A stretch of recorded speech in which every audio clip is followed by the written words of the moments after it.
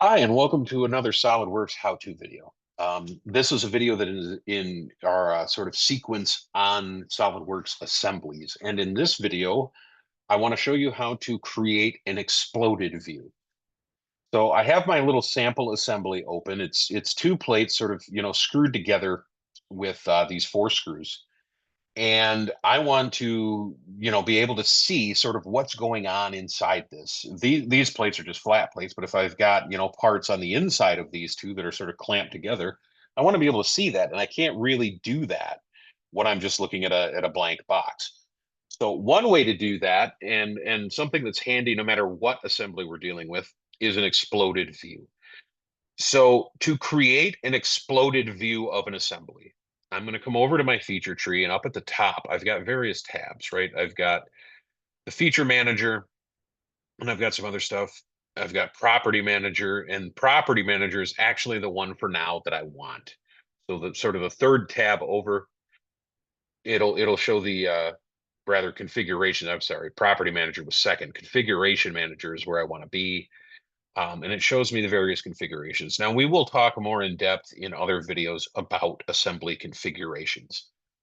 This can do all kinds of fun things, change the length of a spring, um, show completely different parts for different, if we had multiple, say we have multiple products that we're building in production in one SolidWorks file, I can use different configurations to show the different parts that go to the different products, things like that. So configurations are incredibly powerful. But one of the simplest things that we're going to use a configuration for is to show an exploded view of this assembly. We're basically going to separate these parts visually, so that we can see them. We can then put them in a drawing that way, and do some other things with them, so we can see all the different parts that go into this. So to do that, I'm over here on the default configuration. I'm going to right click, and I'm just going to click New Exploded View, right? I've got some windows or some options here now for explode steps, um, things for distances, how far to explode things. So for the first thing though, by default that it pops up, the blue sort of field are the things that it wants me to select the parts that I'm going to explode. So the first step, and one way that I like to think about that I think helps in how to do these explosions, is it helps to really think about physically how do you take this thing apart, right? The first thing we have to do is take the screws out. So for the components that I'm going to explode in the first step, I'm going to select the screws, right? And as soon as I select it, I get this little axis. I want to ignore that for now. I'm going to select the second screw, no control, right? Because since this box is still highlighted blue, as long as I just click, it's going to add to that box. So I'm going to grab all four screws. Now, this axis that popped up, this orange thing, sort of tells the explosion how to happen. So, for instance, if I, grab X here, this is not how I would take this thing apart, but if I grab X and I click and I drag, it's going to drag all four of these screws. And it sort of gives you a ruler so you can, get an idea of how far you're dragging. So somewhere around there is about 2 inches, right? So that my first explode step then is going to be, 2 inches, in the Y direction. I don't actually want that, right? That was an example of how this axis works. I can also grab the curved parts and rotate. In some instances, because I've already translated it, it won't let me. But I can also rotate in exploded views. Generally, we don't want to do that rotation. We just want to do straight line moves for explosions. Um, but because I've already done this, it won't allow me to sort of do, like, I can't grab Z and move it in Z the way that I want to, right? And in fact, I accidentally clicked a clearance plate. So I'm going to right click the clearance plate, right click it in this list, and I'm going to delete it so that I'm only dealing with my screws.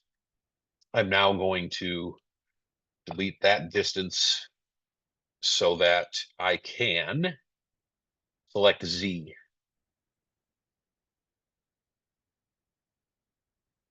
And if I keep clicking, I'm increasing, but I've got my little reverse direction on. As soon as I click that, all right, I quit going negative, I go positive, which is the direction I want, right? Now I can click and drag and everybody's happy. But because I clicked and messed around a little too much, one of the great things about SolidWorks is it's really hard to get into a situation that you can't undo. So I just clicked around a little too much there, had the wrong thing selected. But I've selected my Z. Really, all you have to do is click the Z direction, click the direction you want to explode in, and drag it up to some height. Now we can modify that height later, um, and we can change components. We can do additional steps later. But for now, I'm just going to drag some distance in Z. I don't even care what that distance is, and I'm going to accept that explode step. Right now, for now, that is the entire exploded view. It's just the screws move. And if I come over here back to my configuration manager, if I click this default assembly, and if I right click on it, I can either add a new exploded view, which I probably don't want to do, but I can click on the exploded view that exists and I can hit collapse. And that's a way that I can bounce back and forth sort of between exploded and not, right? So exploded view, right click, collapse, explode, right? I can switch back and forth. I can also animate the collapse. That's useful if I were to do like a screen recording of how this goes together. That can be an interesting thing to do. But I'm going to explode this, and then I am going to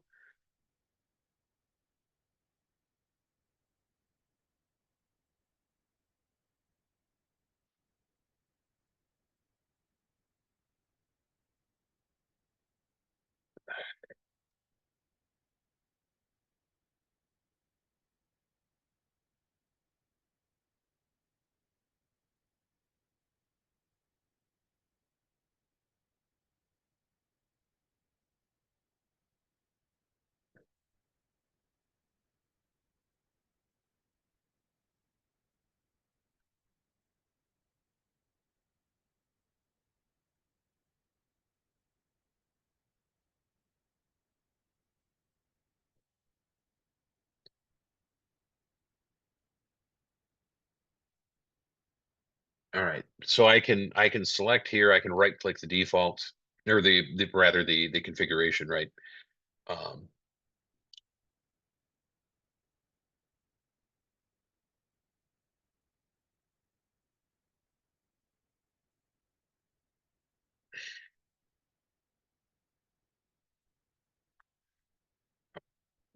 get out of the animation. So I can do animations. I can record some of that stuff. I can get out of the once I close the animation though, I can always then on my exploded view here, because I also need to separate this plate, right? I can right click on my exploded view. I can edit the feature, and I've got this first step, so I can always modify how far away these screws are, or I can come in here and create a new step. Um, we're going to sort of shrink this. And we're going to accept and edit our feature.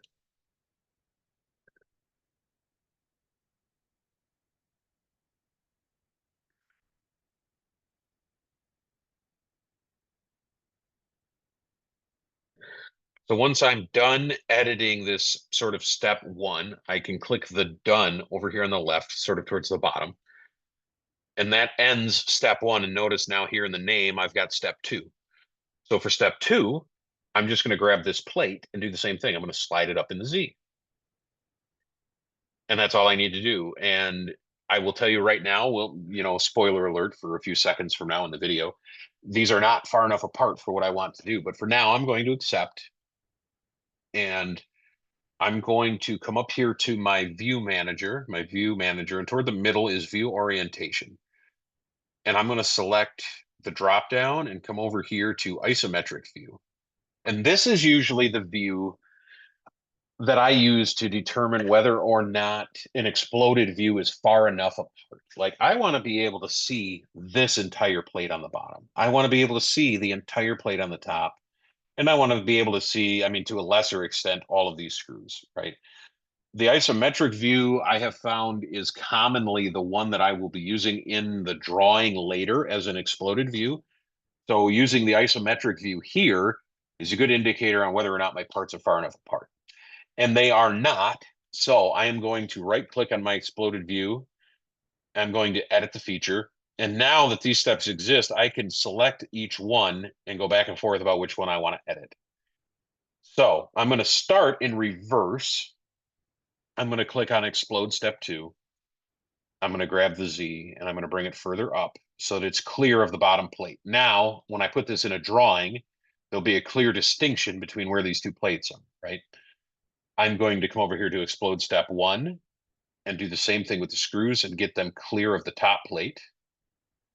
Now I'm going to accept my explode. And if I zoom, this will be my isometric view, and this will be the view that I put in the drawing, and they're now far enough apart. And I can still come over here and right click and collapse the parts, right, for editing. And then when I want to see what the exploded view looks like, I can explode. If I add parts to the assembly, I can always, edit that exploded view and add more explode steps to get the other parts where they need to be.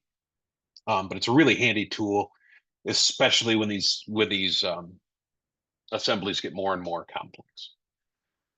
So that is explosion views of assemblies. Thank you for watching, and I look forward to seeing you in future SolidWorks how-to videos.